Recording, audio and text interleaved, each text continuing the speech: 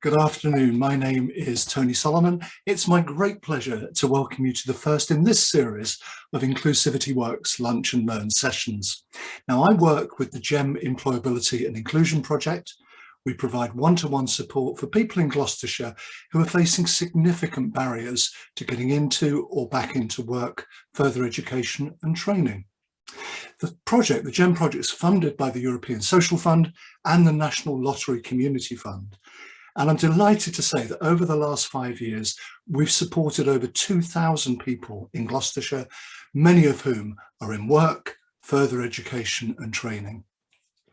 Now, one of the things that's emerged from this work and our experience over the last 5 years has been the development of a fresh initiative called Inclusivity Works, which aims to raise awareness and support employers in recognising and realising the many business benefits of having a diverse workforce and a truly inclusive culture.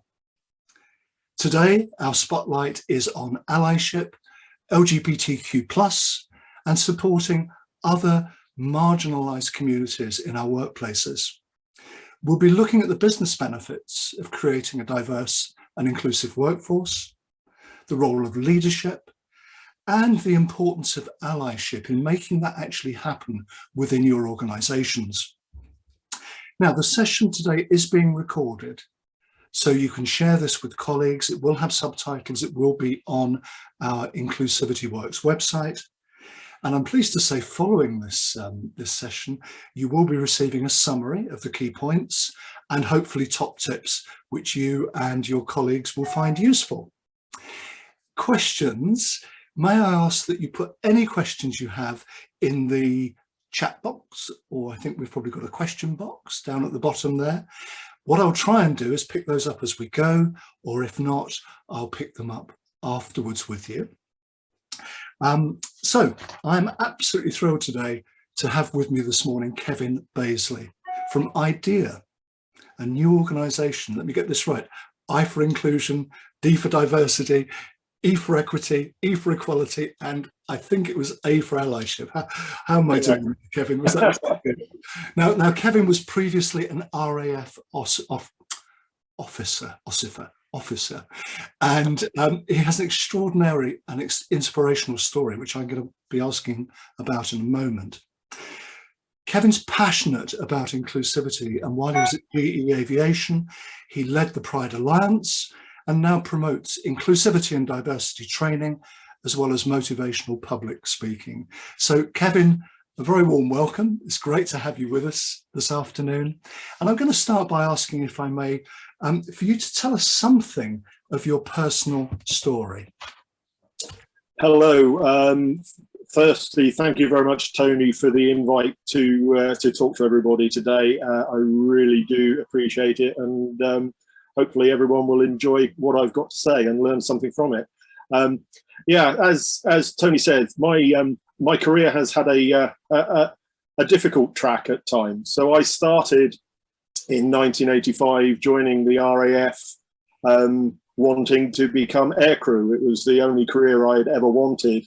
So yeah, I was very lucky. I got selected, and I got to that point where I became aircrew in the Royal Air Force. I was a navigator, initially serving on 10 Squadron, which was VC-10s out of RAF Brize Norton. It involved very heavily within the first Gulf War.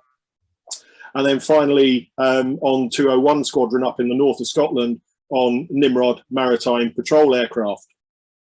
Now, when I joined the RAF, there was very much the gay ban that the armed forces still had in place. So although the 1967 Sexual Offences Act had meant that it was legal to be gay in the civilian world, it was still illegal when I joined the RAF in 1985.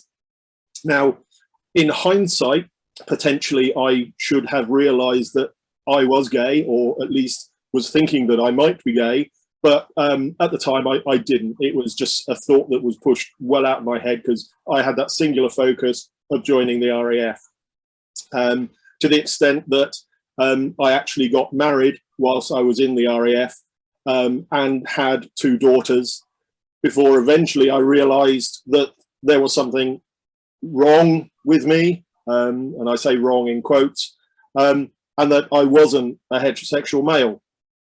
And so I left my wife and my kids, and for a short while continued in the RAF, and, excuse me, until I was discovered and outed and discharged from the RAF in 1995.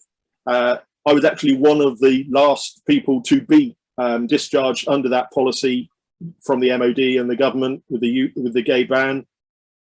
And I took my case through the courts, eventually reaching the European Court of Human Rights in 2002, where they found in my favour and awarded me compensation for the treatment that the UK government had made on me as part of that policy. I went on to retrain as an accountant, as I needed to find a new career that would hopefully get me back to a salary similar to what I was on previously. I had a variety of roles, and for the last 20 years I worked for Smiths Aerospace as it was, but GE Aviation as they are today, at the Bishop's Cleeve site near Cheltenham. Now, you had a role there as well as obviously being an accountant. Yes. So, for the last 10, 12 years or so, for the last 12 years or so within GE, I had taken my experiences and used that as my focus to get heavily involved with affinity networks, or as they became, employee resource groups.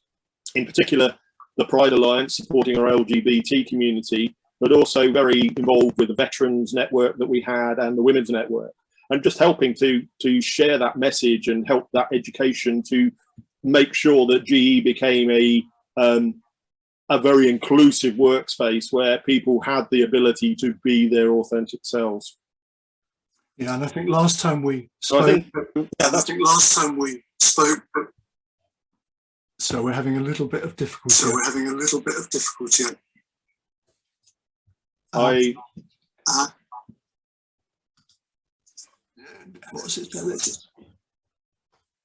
still got you okay. I can hear you. I'll try again.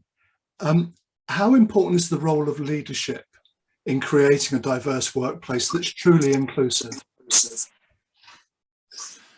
There are two strings to the bow of inclusion and diversity. There is the leadership side and there is the grassroots campaign. You can have as many grassroots campaigns as you like to provide networks, but until you have leadership on board who are engaged with the whole idea and benefits of diversity and inclusion within the business, and until they start sharing those messages and encouraging other people to share those messages and making sure that the business takes the time to listen to those messages about inclusion and diversity, until the leadership are engaged with doing that, then you're not really going to make progress. Okay. And you mentioned community-based affinity network. Why are they so important? And what are the benefits? Community-based employee networks are quite often the bedrock of the inclusion and diversity campaign within a company.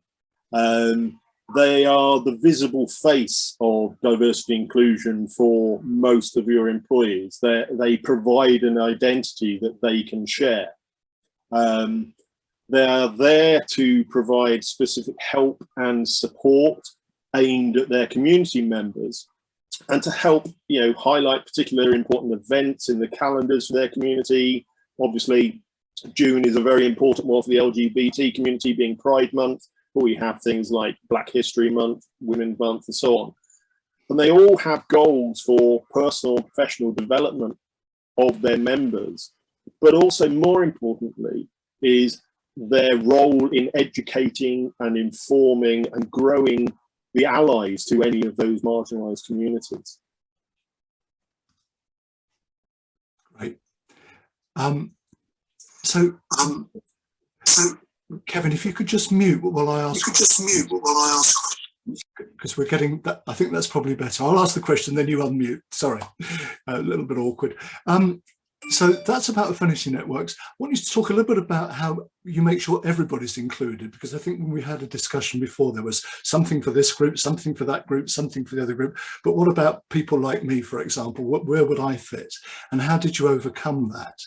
Because there's always going to get a sense of, well, where do, you know, certain people who perhaps don't fit the categories of the groups. But the question I want to move on to, from once you've dealt with that, is what are some of the challenges that organisations may face when wanting to move from where they are today, recognising if they always do what they always did, they'll always get what they always got, and actually wanting to move to a different model, something that is diverse, something that has a really tangible inclusive culture. What are some of the challenges? Okay, so I mean, talking about the initial sort of question there about the multiple groups and so on. So employee resource groups are often named something like Women's Network, Veterans Network, and so on. And so by default, people not part of those communities can feel excluded by them. And whilst no employee resource group would ever exclude anybody, everybody is welcome. You don't have to be LGBT to be in a Pride Alliance. You don't have to be a woman to be in the Women's Network. I think we've reached the point where we appreciate that subconsciously people don't join, even if they are supportive of those communities, because the naming convention excludes them. So it's coming up with an identity that enables sharing those messages of inclusion and diversity with a broader church, with a wider audience. I always used to, whenever I was organising events, a very regular question that I would get is, where is the straight white male club? And my response was always, well, you've had that one for most of recorded history. It's just so ingrained that you don't recognise the privilege you've had. It's a bit of a flippant answer, but it was a truthful one. So in terms of the challenges an organisation will face in wanting to become more diverse and inclusive, usually the biggest problem to overcome is just the cultural inertia that everybody has. You know, we all have biases, both conscious and unconscious. And so we need to overcome those for people, and that's usually in the form of education and communication. People will ask that question, why do we need to do this? What's the benefit? It's not that anybody generally is actively against any marginalised community in particular. It's just that they don't see the need to make a specific consideration for them. Obviously, at the moment as well, times are hard for many businesses, and we're trying to cut costs and make sure we minimise the impact on our customers, and to obviously keep our own revenues and margins higher. So people don't want to spend a fortune to start becoming inclusive and diverse, but you don't necessarily need to. You don't need to get everybody matching T-shirts and lanyards and badges and things like that, although, you know, eventually that is a good way to go. It provides that identity and helps people pull together. But take some training, get some speakers in, start an I&D council. You know, if you get all those like-minded people from your business who have an interest in inclusion and diversity to come together, you'd be surprised at the ideas that they can come up with to help further that message within the company. Okay. And it could all be done a bit at a time. Just, if I may, Kevin, talking about education and training, and you mentioned unconscious bias, and we all have unconscious bias at one level or another. Is an unconscious bias course alone, you know, sending the staff on a 2-hour or morning's worth of unconscious bias, is that going to do the trick? The unconscious bias courses that are available, and you know, it's one of the courses that I will be providing. You know, they are valuable valuable courses. It helps people to recognize what those unconscious biases are and gives them the tools to hopefully overcome them. But there are so many other courses that could be provided in terms of training, just going right back to the basic definitions of, you know, what do all of these abbreviations for IDEEA actually mean? You know, what do they mean? Talking about gender identity as opposed to sex. So there's so many training courses that can be provided. And what we do need to remember is that most companies will have a turnover of staff. And so having a regular program of training and awareness ensures that everyone gets the chance to further their knowledge and expand their understanding, and new people coming into the business are brought up to speed with your business understanding of what I&D means for you. And it's part of embedding I&D discussions into your everyday activity. Those kind of things make sure that you have an environment where people are comfortable to be open and authentic. You know, you can start your training with the practice of talking about I&D as part of your induction for new starters, for instance. Yeah. Make sure that is scheduled into that induction activity to set the mood, but then keep it going by having I&D messaging as part of team briefings, staff calls. It doesn't have to be that much, just perhaps a notice that this week is Black History Month, or it's Ida Hobbit, or something along those lines. That was really, really useful. Thank you. Just had a sort of question, a comment about allyship. Allyship. What is allyship? That was a fairly new word to me not so long ago. And why is it so important in really moving this whole agenda forward? So my definition of allyship is standing by someone's side and supporting them, even when you are not directly part of that community.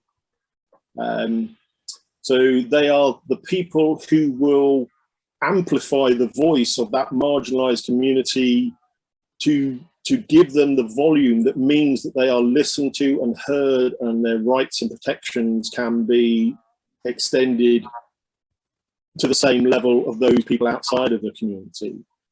Good allies know it's not about them, it's about the community that they're standing with. They personally have no skin directly in the game, and there's no immediate benefit to them of supporting you as an ally, but they do it because they know it is the right thing to do. Great allies shut up, stand up, and they are counted.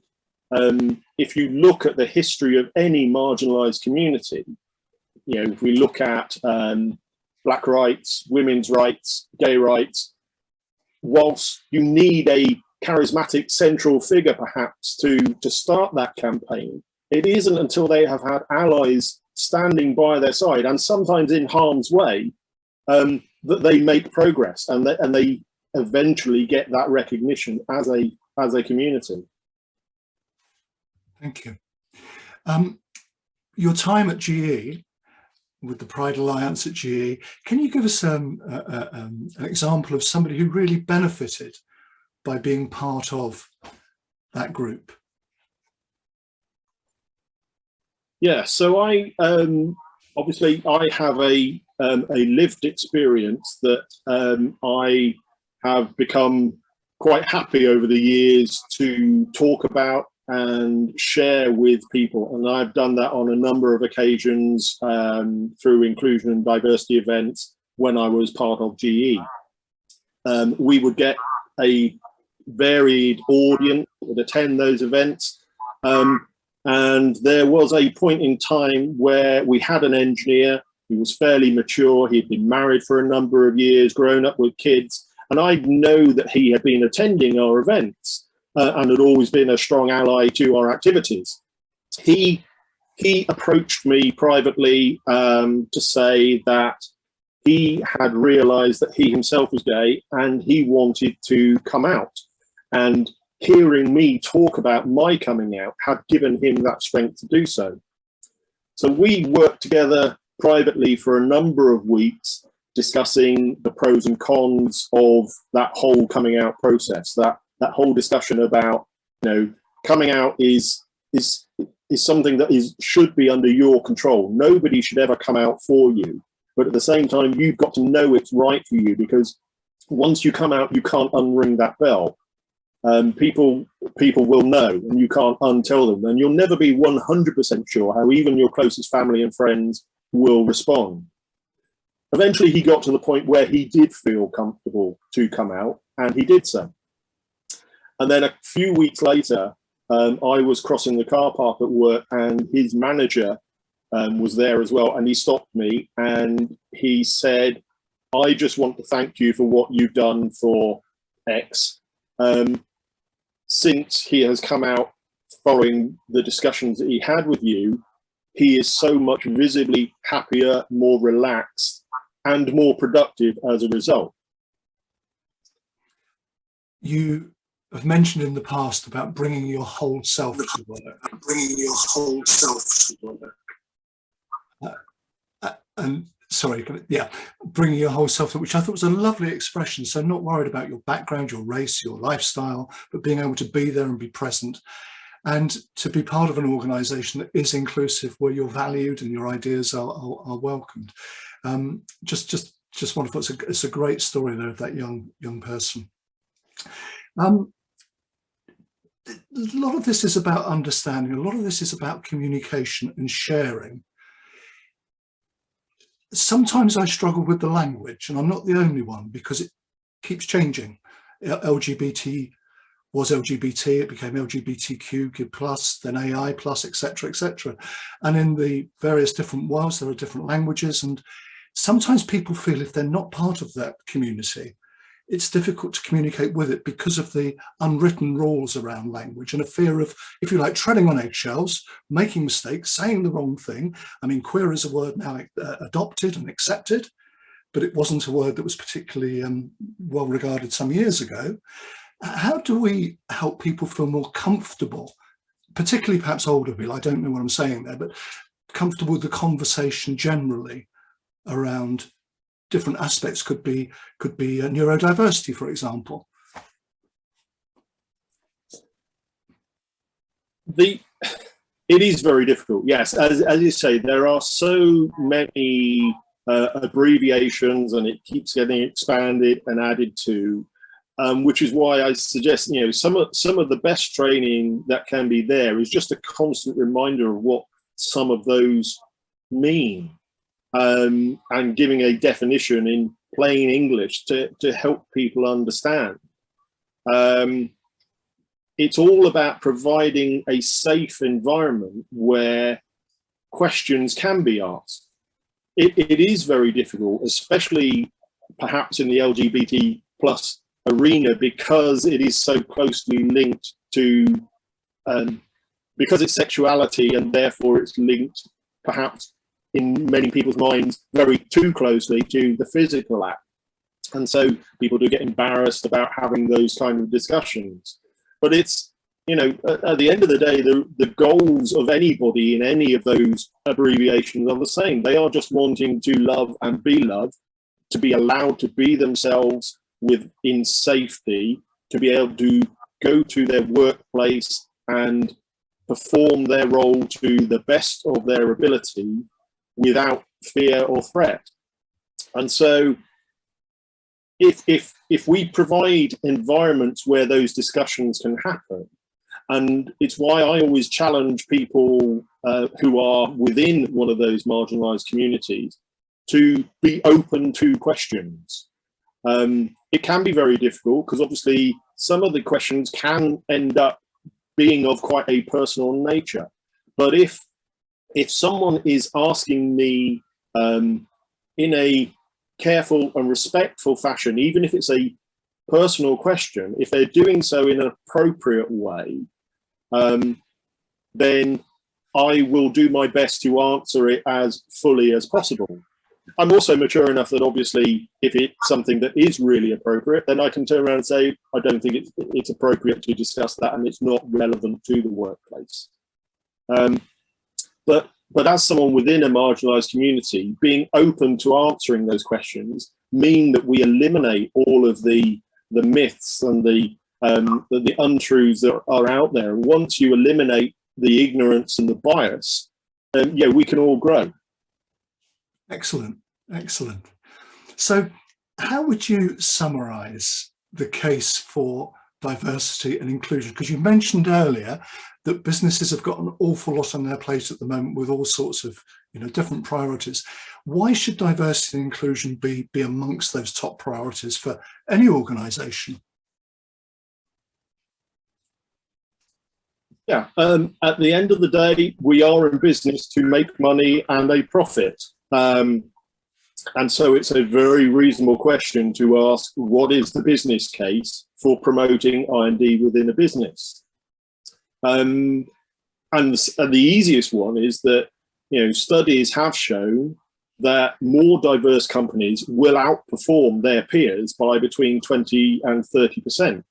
So that's obviously straight away, that's of benefit to your company. In the current climate, every competitive edge needs to be taken. And if you think about it, that all starts with your hire. So if you have a more inclusive hiring policy, then you get the pick of the best of all of the talent that is available. And especially at the moment where the talent pool is actually shrunk, you want to be sure that you are attracting the right talent. And that means, a diversity of where you are advertising for your roles. So not with one form of newspaper, but maybe putting something on Twitter, on LinkedIn, newspapers. So all sorts of different ways of attracting that talent. If you are visibly a more inclusive employer, the best of those who are looking for roles as well will actively seek you out.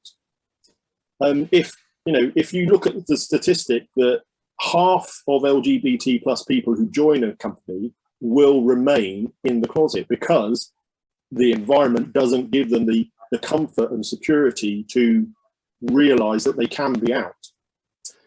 But then 3/4 of those who aren't out will leave their role within 3 years of joining the company. So if you think of that turnover, all of the costs of originally hiring them, training them up, when you lose them, you then got to train another, you've got to hire another person to replace them, you've got to train them, there's all that loss of experience that they've had. If you have that inclusive environment where people are happy, they have that better morale and they're more likely to stay with you. You avoid all of those costs of rehiring and retraining and the lost experience. Going back to that initial statistic, happier employees are more productive. They're not diverting some of their capacity to portray a company clone image. They can be themselves comfortably, their authentic self. And so actually all of their capacity is being used to deliver product. And beyond the financial, of course, it's just the right thing to do. I like that. Happier employees are more productive. And it's fair to say from what you said earlier that more productive employees are more profitable. And everybody here who's in business has got to have profit, very much front and centre. But an inclusive culture that allows people to bring their whole selves to work, where they can be who they are, it just makes very, very good business sense on all levels. And as you say, Kevin, if I may repeat what you've just said, it's the right thing to do. And we find within the GEM project, across a very wide range of people with a very wide range of barriers to getting into work, that where employers are prepared to rethink their processes, things like you mentioned, in terms of where you advertise for the roles, what it is you actually need from a person, because with all due respect to job descriptions and employee specs, they can be a bit of a wish list as opposed to a want list. And also being able to be flexible with the recruitment process itself, because not everybody copes well with a panel-based, competency-based, goodness knows what interview. And allowing that level of flexibility and fluidity within an organisation to embrace a wider cross-section of society to bring more creativity and innovation in. So I think that's absolutely brilliant. And I'm going to draw us to a close for this part, Kevin, before we go into questions, by just asking you, if I may, to give us your top tips for employers listening that are either in the midst of moving forward with diversity and inclusion, they're on their journey. And of course, it is a journey. You never say, oh, right, we've done that, we're on to the next great HR initiative now. But top tips for people on the journey or embarking on the journey, what would they be? By all means, get ideas from elsewhere, but there is no one size fits all for any business. You know, you need to find the I&D that works for you, and that may take trial and error. Don't try and do everything at once. You know, as they say, how do you eat an elephant? A piece at a time. So do something, try it, see what response you get. If it works, then continue doing that. Find something else to add to the mix. If it doesn't work, find something else anyway. Make inclusion part of all of your processes. So, as I say, start with the hiring process, start with the induction process. Make sure that you're hiring the people who value diversity and are looking for diversity, and make sure that you let them know that you're a company that values diversity. Tell them about your employee resource groups. Scale your approach. You know, this depends very much on the size of your business. There's no point having half a dozen employee resource groups if you've only got 100 people in the company. You just won't ever get critical mass in any one of those groups. Yes. Just have a single inclusion network that's for everybody. Yes. Where you share those messages. And don't just share your inclusion message internally. Make sure you show it externally for your customers and your prospective new talent. And ambush people. Introduce I&D when people least expect it. If you arrange an I&D event, the people who come to it are already interested, and you'll just end up preaching to the choir. Instead, when you're on that off-site exercise talking about lean process engineering, have a midday I&D guest speaker to come in and do a palate cleanse halfway through the day. Excellent. So there's some really, really strong tips there, which again, you know, in businesses where they've got a lot on their plate, it doesn't take that much to shift the focus. Things can be done, you know, marginal things, but make a massive impact, and potentially will have a very, very positive impact on people's businesses. Kevin, thank you very much indeed for joining us, and thank you. I've really enjoyed talking to you this afternoon, and thank you for sharing your personal story. And obviously, we wish you every success with your new business, IDEEA. But I've got a couple of questions that have come through, if I may. So there's a question here from Julian Wilkins. We're in the early stages of our diversity group and our organisation, and everything you are saying rings true with what we're looking to achieve. If we want to accelerate our activity within our business, do you think that linking with other businesses and their goals would be helpful in supporting that? If so, which groups and companies would you recommend we should be in contact with?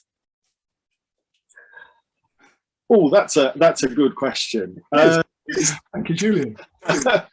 Yeah, I mean, I personally see huge value in networking your diversity activities.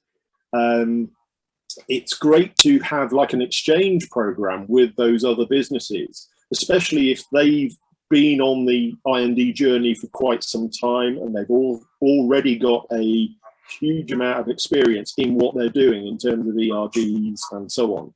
Now, it becomes a little difficult in that obviously some companies will feel that by giving you access to their crown jewels of how they did I&D, because of the business benefits of I&D, they might feel actually they're helping a competitor. So I would probably say try and find businesses outside of your particular area of business, so that you don't have that feeling that they're helping a competitor. You know, if you can find somebody a completely different business sector, you know, the actual messages about how they are achieving and spreading the message of I&D should work pretty much the same, whatever business. It's, you know, it's irrelevant to business sector what we're talking about. as to specific companies, you know, I would definitely recommend that the guys at GE have got a wealth of experience, 30 odd years of ERG experience. And I know the people there are more than happy to share. When I was in GE, I reached out to people like the RAF and their LGBT group. So people are prepared to speak to you if you're making that approach. Yeah, and if I may, Kevin, just to build on that. Yeah, and if I may, Kevin, just to build. Sorry, if I could just build on that. As part of Inclusivity Works, we have something called the Inclusive Employer Award, which recognises those employers across Gloucestershire who go the extra mile, that have an inclusive culture. And a gentleman I think of, Cordell Ray, will be known to some of you, who's the CEO at CCP, Caring for Communities and People. And he's gone on record to say he's happy to talk to anybody about what they're doing in the space of diversity, equity and inclusion. So again, if you're interested, do let me know and I can link you guys up. Something here from Richard. I have had experience in the past where colleagues, due to me being an out gay man, will automatically assume I'm an oracle of all information on every aspect of LGBT plus community.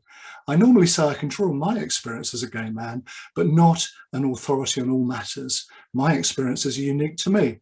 Kevin, have you had the same experience?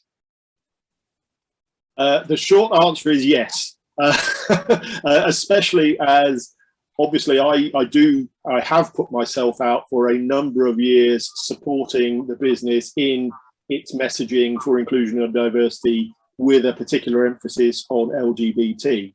And that has come from obviously my lived experience. But like you know, if you look at me, I'm a cis white male. I just happen to be gay. And so people do fall into that, oh, you must therefore know everything. And whilst, you know, I have done a lot of reading and continue to do a lot of reading because the field is changing all the time, the new abbreviations are being added, I will honestly admit to people I don't know everything.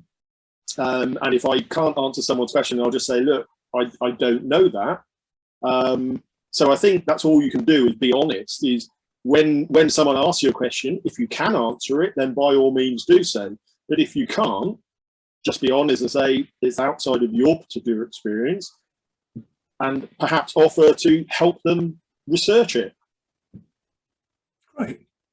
And a final question here from Tim, who's the co-chair of the Learning Disability Partnership Board in Gloucester, dealing with all disabilities. How would you explain your answers, Kevin, to people with learning disabilities?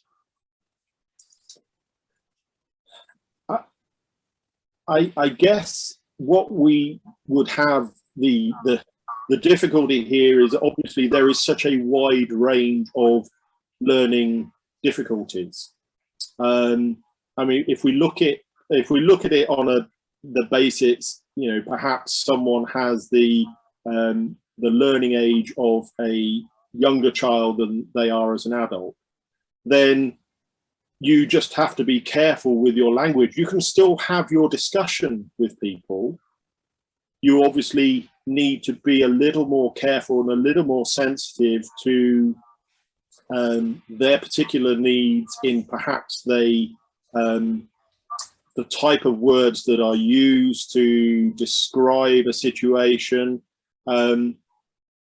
and the forcefulness perhaps with which you use them. I mean, I will be honest here and say I do not have a lot of experience of dealing with people with learning difficulties.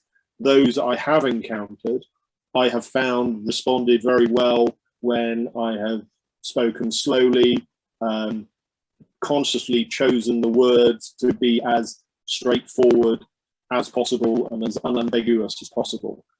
And that is where I would take that discussion. Thank you, Kevin. And I'm going to draw us to a close there as time has marched on. But just to say thank you again, Kevin, for joining us, and thank you everybody for joining us today. And I hope you found the discussion helpful. Now, I mentioned Inclusivity Works in the introduction. You can find out more about that at our website, inclusivityworks.org, and also how your organisations can gain recognition as an inclusive employer, as a Gloucestershire inclusive employer. The website is www. And I'm sure we'll put this in one of these boxes, www.inclusivityworks.org. And we also have a LinkedIn page, lots of good information and direction to all sorts of people that can help. Or please do contact me or my colleague, Sue Gilding. We'd be very happy to talk to you. As I mentioned, we will be sending you a summary of Kevin's top tips and the talk itself, and contact details for Kevin and IDEEA if you wish to take things forward with him. A full recording with subtitles is going to be available on the Inclusivity Works website, as with all of our Lunch and Learn sessions. So there's some really good ones if you weren't able to make the previous sessions. And we would ask you to sign up for our newsletter. We don't bombard you very often, probably once every 2 or 3 months, but it's good, it's a rich content and hopefully helpful, because together with your help, we want to make Gloucestershire a beacon for diversity and inclusion in the UK. So next week, Sue Gilding, my colleague, is going to be hosting our Lunch and Learn session, and the spotlight there is going to be on making your communications more inclusive. We do hope you'll join us. Spread the word. You can use the same link. Your colleagues are more than welcome to come along. We guarantee to get everything wrapped up within 45 minutes, which I think we've just about done this time. But in a few moments, a short survey, and it really is a short survey, will pop up on your screen. There's also, I think, a link in the chat box. If you could just take 1 moment to complete it, it would help us enormously, because we want to continually evolve these sessions and make them as useful as we possibly can to you and as wider audience of employers in Gloucestershire as possible. So all that remains for me to say on behalf of Kevin at IDEEA and the GEM team is to thank you for joining us today, and we look forward to seeing you again soon. Thank you, everybody. Really enjoyed the opportunity to talk to you. Thank you, Kevin.